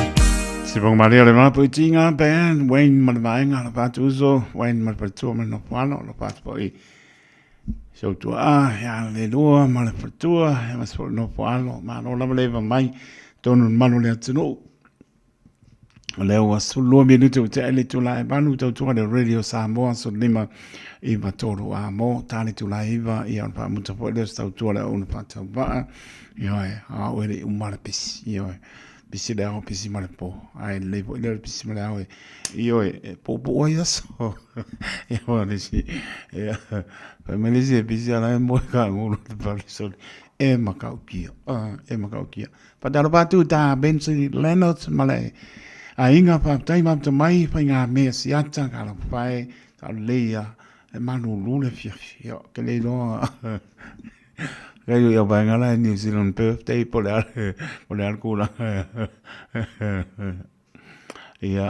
poi le pepe pilione che lo fai giù domani le pepe pilione lo ma puzza ma io charmo per tua lo fanno lo faccio mo lumor per tua al massina via poi mano longo lì fiafi le pepe ma lo fanno mulat poi maloma pa tai sungal pa pengainga Reverend John yamal patoya Victoria taito fanno lo ma puta mai sela ekalesia pa putonga ke sana America Samoa I le fio anga fanga I tu America Samoa lo fa tu mo lo pa tai malatu mai lo via lava ma o martina ya nisba anga pa na lo mnia poi ma tu pa nganga sungal to ina pa ma ya ya maptanga ale ngama patu ala ia mano falo malo se mato e kanisia e pa ka saiwuri ta pale ia mo la bonisi de azol malo se alo yel file morele lana pa mano longa pa tai mana tu mai ni longa wenga tu ai ma tu ia oi pa pingano le ni awone yo mo to fo I tu o fo ina so fo mo la ya ngamo le ni alo pat mo lua sumo penga John ya lo parto ya Victoria taito panno ya manuia le kanesi e pa ka sa I fanga tu America Samoa ai foi misa tuitea fa mai fa mole taito se mo moli ato lo fanga mo sia ma fa nau I o tau e nuuli mo moli mai o tau nuuli o nuuli ma Margaret ia ma whanau ia CJ ma Mary ia ma Munaline ia ma Natalie ia AJ alo whaanga mai Samoa e muri whanua te banga a Pātia ia ma Teresa ma whanau ma ria lea fiafi ma naia proklame pes senga lo whanau longo atu I Samoa heio Pātai a longo ka o mai Samoa Yoi, pela mai isso a elu so el pamanama. Mama aia. La el so fo mola e lo fa tu moto ya ta tu mo per file mo ni ya. Tu langa lo ya nei taimi le ma lo fo ya.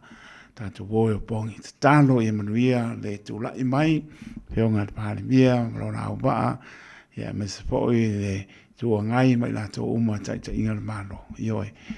Fia ngano le li le fa maoni fai le tautonga o le tuspa ia ngo winga ana e tangata lan tautonga anu ama tu matai pe ia non fa manatu le o ia lau puatam fainga I le tūlanga o ia esel so maria mo fa maoni le ala mar tūlanga iai ambe o lunga ambe lodo e tu lo fa maoni ma tofi na tofi ai oe le atunu ya po tofinga mai lang ya le ai se me ke pole dan tofinga ma tia oe lua se lau pasenge pai ya wa ka ko ku pai de ko so wa inga mole anu pai nga bengo tofi ai man wi to lai mai fe man pa mi na uli mai to protai bao Posey Smith ya maro wa fam really sanga yane ayo taito I manu ya manuia taita inga manuia por opposition e tua ngai mai la tolo wa penao na ngai al malo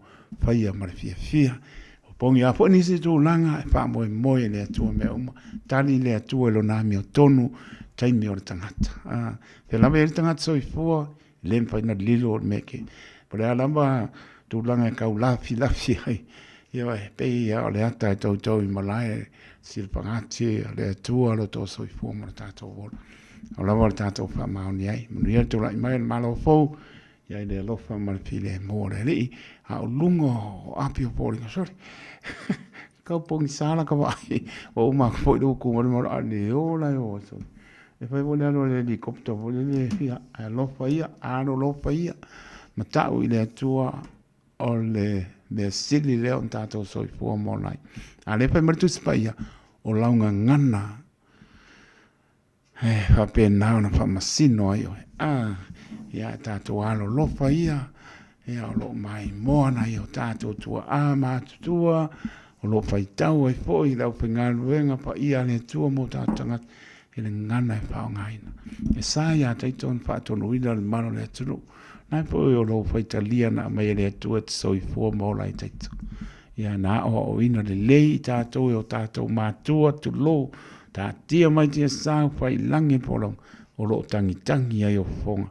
Tangi o taninga po le ale o polo ta mamano tina. Ia o le na ale wha moe o mea uma. E te pesili le atua. Te pesili le atua e lofa mai le atua toa ma le vai. Ale pai mai poto Solomon. O lava ne e wha moe i lou lava ta mai e ngata. Ia, manuia ne fiafi ma wasonga le maro tātou. So no lewa sepulu maru minuta wa te ele tu lai manu tautua le Radio Samoa so 5 iwa tolu amo.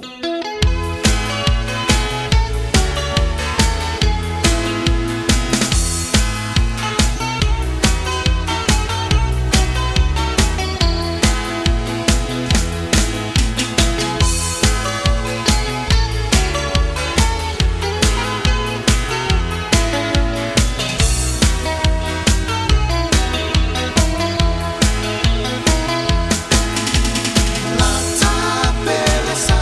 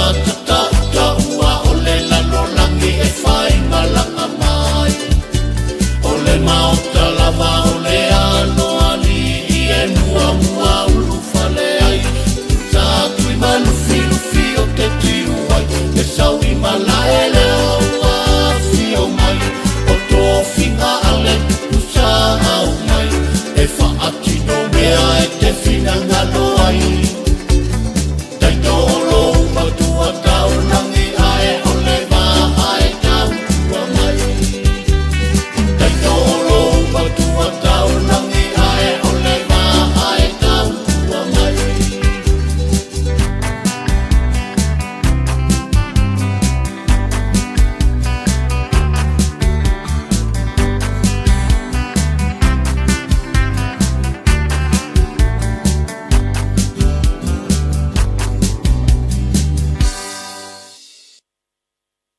Everybody. Ole veo se ono sa to lo pie pe no paponga ne ba ngala fiafi mon mo lento po lo anga na yo tomana yo tina sio mato pio anga pe la ba puta mai tu e fia le langi ya mai se Samoa sio tato no sa to lo pi mo lento lo anga sunga to ina pa tonu ole tanga venga mal pulenga inga tai sunga to ina ya tai se yo apo mal pertua e pakasa i sa tu propria mesa lupe pa lele ka le si e tono si o tato yo anga le opinga venga sofi la mana yo tato ainga e nga loi fia nga loi mal fa maoni e tato te mo lava me sili mai le di lo fa te atu tato no nofo bala balai tai lo to man tu mai o i mato lo au mau e tunu e mau mato ai tau malele atu i am tato pe loa i pe i tāru sanga. Loso vitu bitu te o te aile tu la e manu tau tua re Radio Samoa so lima e wa tolu a mo. Na utala tu tato leina mole e po ina i alo whaanga i o a po isi me tu ngalo ai misi le astoi fua mo le am noa. O le toi pa manatu ia i tato ua te le lava ni whaala bilabe tutupu mai ia me se po le whaunga ino la au manosi i oe. E le pia papo fonga ia o tau ia me se ona i o tato matua ia me se o tato uma lama tau tua nā ia na ialong whanau tala noa pea wha manatu pea tūlanga i o ia o onga manganu wenga nisi upea ngai manganu ngai me se o tato po tangata matua e leo toi whaingo fie le au ma le po tusa ia e mata ana pe tato na le po tuanga lama te leo nisi po tangata maleina mai ia me se po ia leo toi whaingo fie lo sa vali lungo le au wala tu sa po le au ia e mata ana lama tai me te sa vali ai ia me se po le tau fia ai si le fia lo wa pongisari mena te ia alu tupe alu le taxi po le lama tu langa le upa ai saunga le mo Billy sa mana ne po Billy se si lo wainga se me wo e pongia ai o le o le pane ia au to sa vale pong sa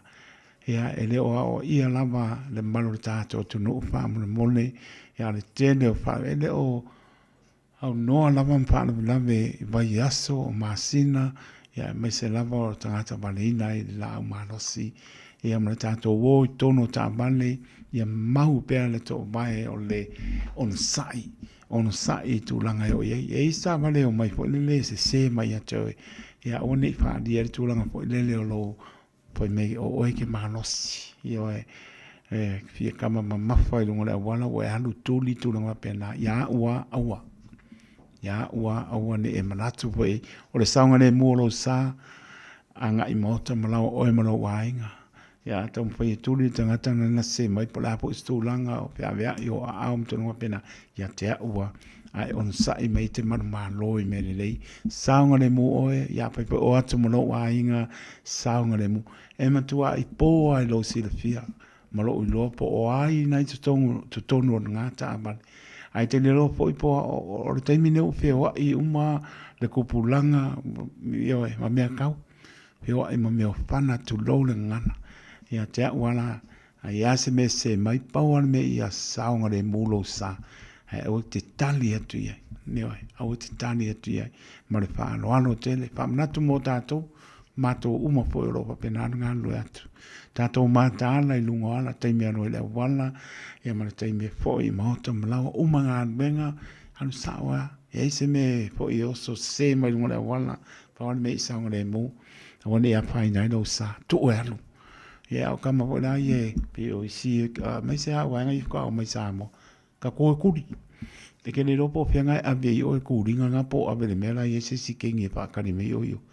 Tau wana mea ai ono sai te manu maa loi me le lei o le whamanatu na le Radio Samoa mō tātou umalama a pei wa e sabani mai wa e si le fia mo e loa wa e pongia le ala. Hawhia si se pale tu i e se pale. E pai o e fia morso soni e vili sau ta amale. Vili li taxi, vili li opa, halu kupe. Ana e saunga le mui lolo samani. Io e wia ngai loa e le sau kupe o baku laukanga. E kuwar kamare mo ka mai fo le lai masa salo e ngia kupe i lau samani i lunga lawa. Ni ante ea le wa pai nai oe.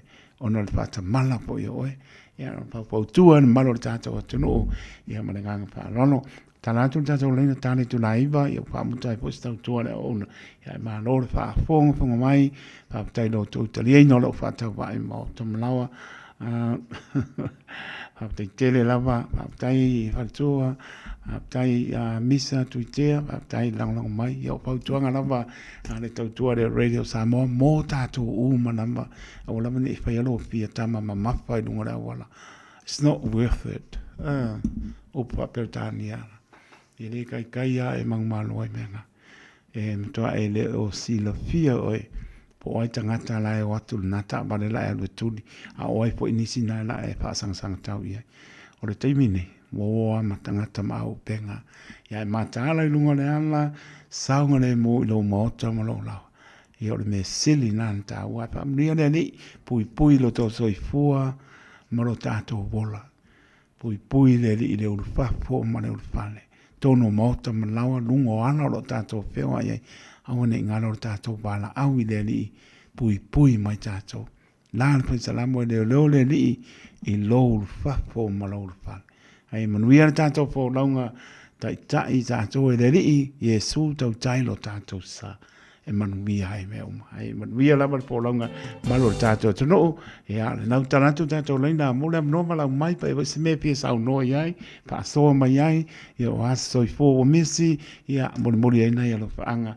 Ia wala po e malo lo tātou tano o loa penana pa fonga mai. Atianga, Teteia Wanga, Prostate. Ua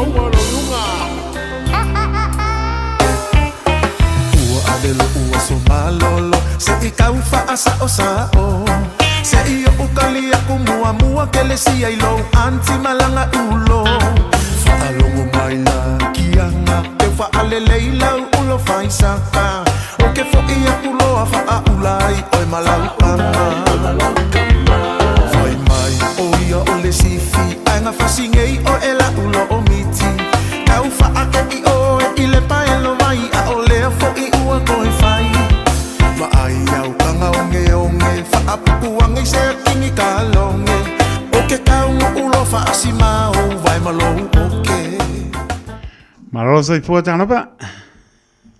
Se walofa ka lofa lau Alofa, so I fua muria la peonga le au mane partua ya lili.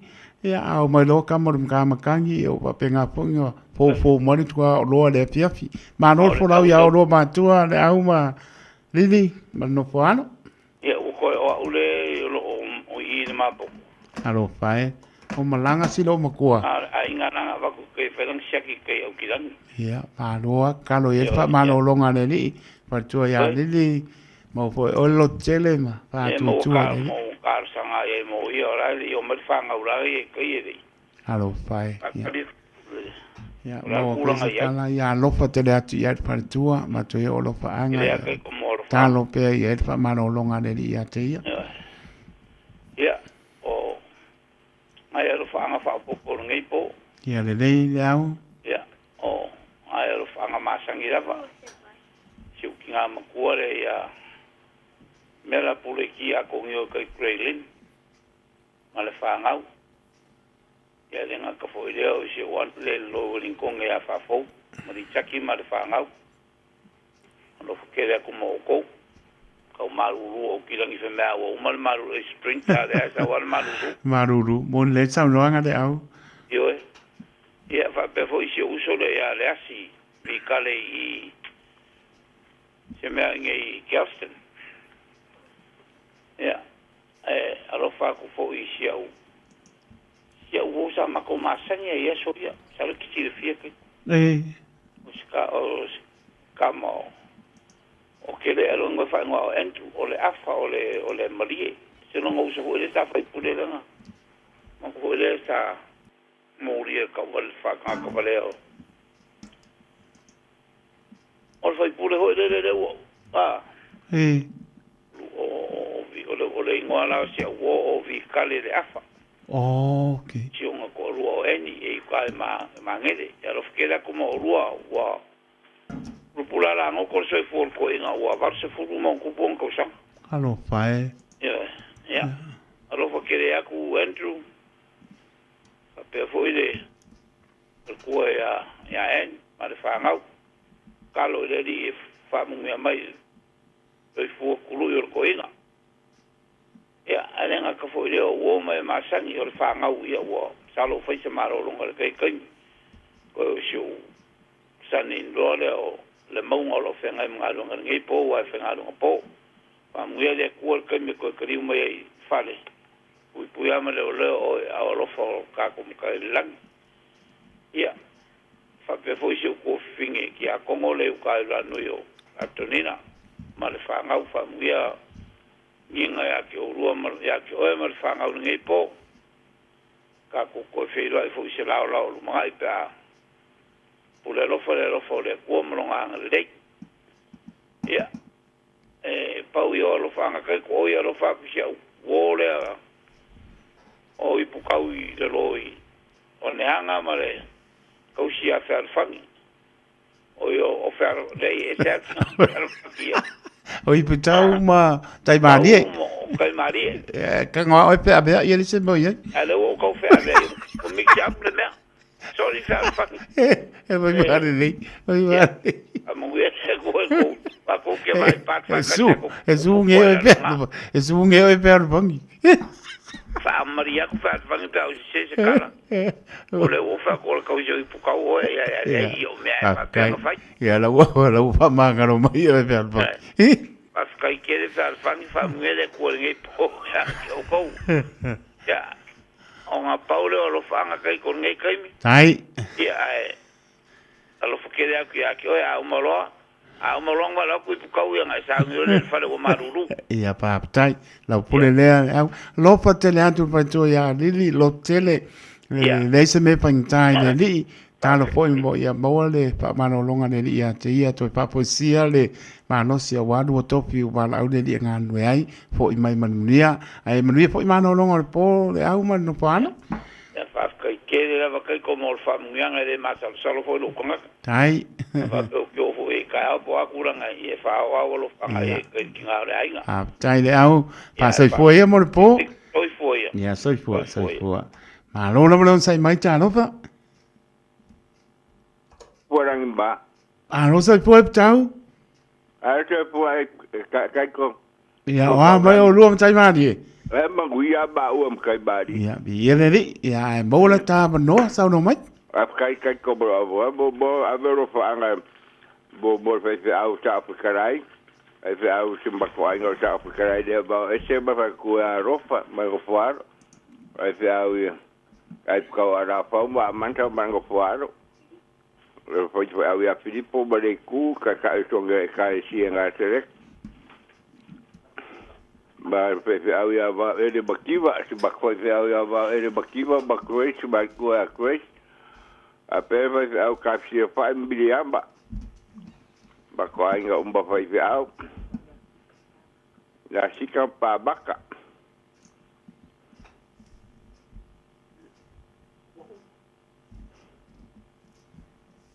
Tau. Oi. Wow, okay mai oi. Okay ya. A solo mai la ulisi o ngai menino mai. Para dizer ka. Ya. Fa baru le foi eu disse. Mola baru ngai foi tanga ka bo ako. Ya. Wa.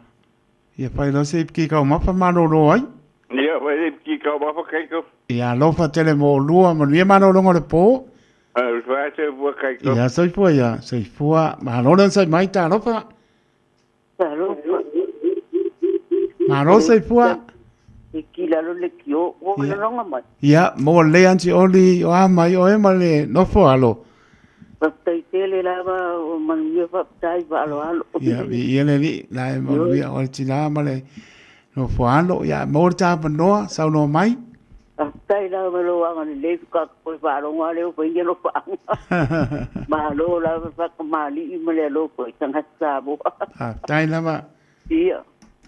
Porque la el que el pomio lo pio i le van a matar bien tai lava porque lo pa guayo que le kai manukauma o i mengu i le vale te lo mo o que lo de mau bien o de que o va pero pa mai me va que la va que que lo pa guayo o me pa ngau yo ni nga i pa pelo to pia sen me pa ngau i tu kau ya Nita, Tiliana, Rikes, e lopa kwanti odi.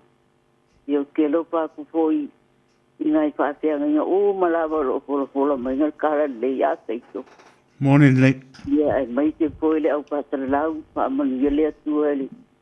Pa inga poe ore ngā ruenga mene challenge ngai e o pogo. E pa akasi e pa alonga ku Samoa, le Samoa pia le kake Samoa. Ia nama. Ia. O palonga kwa le la sangwanga o pale wo pale ni nge ya le sangwanga o ka o mama ya le e ma ka o pia bo la sangwanga mo ka mai sai o ni pa ia okay bo so o me ga ke wa ya ai ni lo ko ye e pale mo wa ko o le ngo a ai lewa pare mia ngai. O yo la auli mani toa. Ia la auli mani toa. O tai vao Fosi Smith. Ia pola malonga lu pa ia wa ni kaua e pa pela mai o a. Ia. Ia ku va ko ia TV ko ia Christian program. Aka ko maka inga mara mai le me le pa pela mar kamalonga John Trump. Ia. O la fa mala uma va e ti pal miele wengi. Lenga ye o. Ya ahli do o fo mai fo o e ma ko fie yo lu pa ya holiday o la ulo ye le nga ka fa pela ya ta ha mayana history mai makanga fo le akentia ilia fo e ka pa le fo le ke le au a fo le au le vai fo le o i Palestina i po. Ia. Ia. Kusere ai sera kusara mo. Ia fai ale kaua le ki ngalo la le tua. Koi. Yes, albe pa longo i tanga tala. Ia. Kaua mea na anga i ma popo la tanga ta. Leo se ngai kuai wa ka va ai pa longo ku ai ole vai nga mai le kupulanga nga le kilo vor pa nga wa apele am. Ia. Ile kupunga mai le wa nga o fa pela I ka wa pela le nga sa wa ya kia u se kulo ko isa mo na ngi o me mo ka we ke lo wa ai ka ko la ngi le la u mai u po le tu ma ka ko po le ngi le u ta o le tikla ya yesu mu ye le ba ai ai la ka ko ya la ka ba ki o la e piso o ai le lo sala mo ma ka le ma ka ko ya yesu Ia. Well, ya se sia kua nga mariu pa ke la le alo le tua le nga mariu le ua le kino la nga upu ye tu ke li so ate. Morning late. Yo wo ye ne uma sa se mani wa ye tu. Le alo ma ko timga ko onko piku la ma ko. Ma lai. Ya ka se ko ka sia I ka ia e se le alo familia le nga le tua. E se to so an mai le ayu ka ye. Te ave inga ka ku ye ma ko ngi. Ai. Ma ngai o le iei o le tangata pe ave ia baenga pinga malanga tua kai foi. Ale mako hokia le I mos I te pa I Jerusalem. Na ka ni ka valo ka poku wa kai ko wala ko I tio pai te au ko ro I tio le wari poke yo I ko fiku mako ti. Ya ma no la ma oli. Le ya nga o ka ra ye ro ye o. Ai. Yo war vole yo go pakiso i le River of Jordan. Mai la kusi. O ke de po ia kane sia ngai pe ngana ko baptisonga ke mi o pe ngamalanga a. Ia. Ya po i ga ko mai mo ma kai po ia a me la to itai a i le vai nga. Ma ai o le vai a me sa po madi wa ia i le. Ia. A o le dei odi a le pasoro mai ta to pa mo. Ia. Alo kele ko play alo mai ngo kwalo pa pe po ia we vai lunga le ra de. Tai lava odi lo kele akulava fa mangile tu lo kele te kalua ku malo sio ku ataito. Ia pa tai lava. Tai mo. Tuai la tunga. Tai lava, man via po ori tina man no falo, man via mano longo po ori. Tai lava taito. Ia lo fa te le atu. Ia soi po ia. Ia pase fua. Pase fua. Ah, lo lava don sai mai ta lo fa. Ta lo fa. Ia malo. Mori atu lo fa anga i malo ta to tunu. Lo maputa mai alkinani manu tu tua oina yo tamana yo tina o so matua papin sa lava nei whanawiti a lofa te lea teito to te leo to te tonu nai to te maua mai lofa te waa pe lava o maputa mai ai mai whaponga mai a lofa te lea tu leo whangana venga to tofia lea tua lao to ngana venga fola a lofa te lea tu moro to mano si tino sili lea nganga a wanatala le su ke riso ia ola ni nganga mo e malona ma lo te le atu mai se lamo nai o tato to a sina a lofa te le atu mo so i fu lo i mai le li mo to ma no si tofi mutiute bana au le li to te ngano lu ai mo to ma no si pa mano longa le tu a lofa te le atu ia tu no e ma le tu no lo va penanta o pati mai le au ma le po lango mai to le Radio Samoa a lofa te le atu mana ia tātou no whanga ia no whangia le rii mai lo tusa so tātou mnia i la tau lungo le apia pōlinga malungo le YouTube channel lofa te le atu tai lo tau maputa mai tau pati mai lo pātu a ta lili whare au ngāwhai mai o le pese le nā tau tai Yesu lo wā taito e batu e lofa anga malumala le tunu ia wale lei lo sunga pe anga ta lili whale au ngase umasu aku ka pese ngā whai o tuai ia no whaanga whautai misa tuitea ia o pautuanga lama ia mai le nganga o le li mo tato uma o taito lo ungoa ia o sabia la e ampeepo o taito le tau tua nepo ai whautai misa tuitea mo lo whaanga testiva lo maputa mai kempera i Australia male ai ngani i paptai te stiva tai mapta mai pe nise ta vili fa mole ne i avea po ne lape po le tau tua fa mole to fi fa sa o atu le ai o le pare tua ai po o i putau o tai malie e do pe alfani fa mole le sui le pe nise ta vili alofa te le atu lo pe ngal pare tua man no palo fa tai mo lo pa nga pe nise sa vili ya i manuia la le fiafi fa tai pali i vai o ngafa pi mate e linga ya alofa te le atu le ainga fa tai pali bala mai ya ole na e ni se ta bili ya ole pasa onga le na ngi me ange o la vea ya i tau se kai mi ya ai ma lo la va fa tai le ma to mai ya ole na su tasi minute ona tale ole tu la e iba i le tau tua le Radio Samoa su lima i ba todo amo se so le pese lenga request mai se osa pe anga ya atalili fa le nga pe mai tau tai e so lo va o ai fo i Rainbow City Church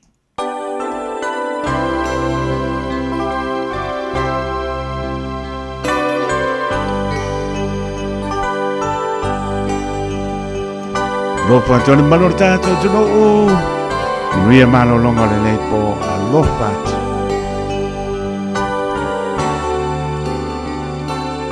Yesue tau tai mai no va ile ne vasa vai na ta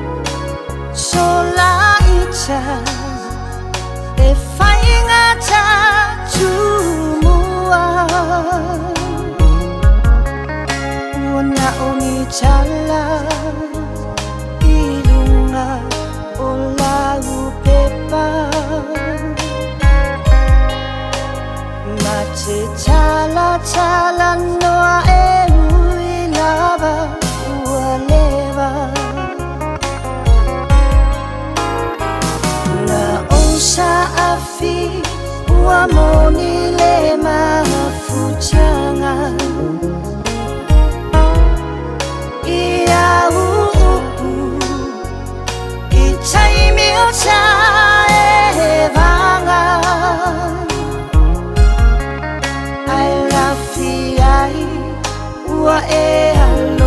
ai se tamaloa o lo lavanu e failona fale o loa aloia lau fae chofaina oe tataloia manuia sungalo fa amoe moe a faieng mo sulo usa on selangona ina pea o ulimaya elavea iai oe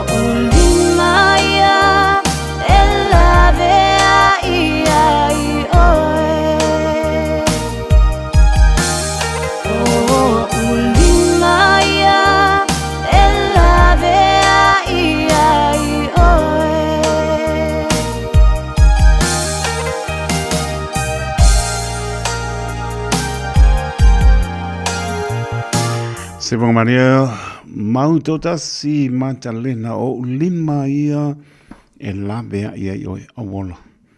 Mana ia pese a o au ia labea ia oi taimi o pita painta o ai te mapu i au alofa o le ri sili lea.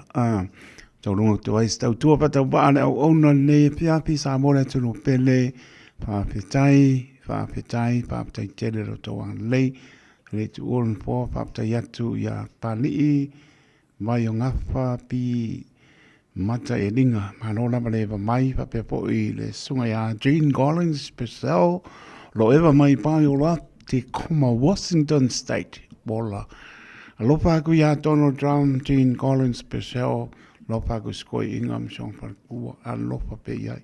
Pe lise ta mili. Alofa atu. Manuia le po mamano longo le nei po.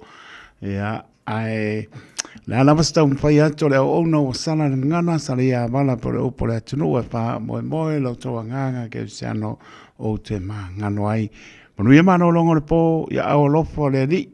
Marutia lo to so for ta to wala le pong sana pa i tai au le manuia e mo lunga lona vi inga e po ia ia. Tai tu tanoto le o ona soifua ma ia manuia.